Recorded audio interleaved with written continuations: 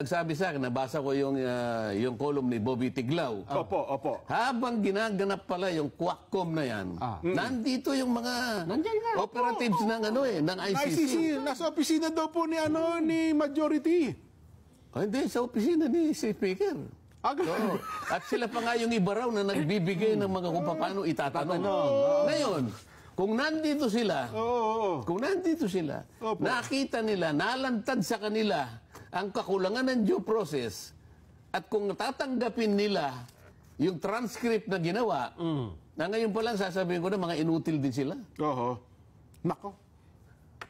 Paano mo tatanggapin ang isang proseso na walang depensa walang kadepensa, pinagtatanong mo, pero siya wala siyang karapatang magtanong doon sa mga taong nag-a-accuse sa kanya? Opo. Dating Congressman Nery Colmenares. Opo. Ano pong dahilan ba't nandito yung dating Senadora Layo de Lima? Opo. At una ko pong itanong, Mr. Chair, wag po kayo magagalit, bakit po yung seating arrangement ay ganito po ang ginawa ninyo? Pinagtabi-tabi nila. Bakit tinabi po nyo si Pangulong Duterte kay de Lima? Opo.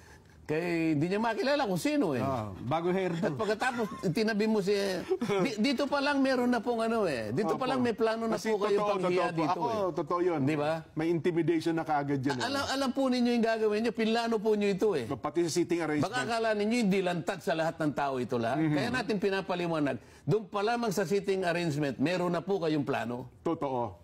Halatang halata. Hindi mo na halata. Hindi. Ako mahina ako sa ganyan. Paliwanag nyo nga, paano nagkaroon ng Malaysia, yung pagtabihin mo ang dating Pangulo at si De Lima? Anong masama doon? Magkaaway yung dalawa Oo nga. Mortal Sa enemy. totoo lang, sa korte, hindi Magkahiwalay talaga yan. Talagang hiwalay yun Kaya nga yung nasa left side yung isa, nasa right side yung isa. Dito pinagtabi mo Totoo. Meron kang plano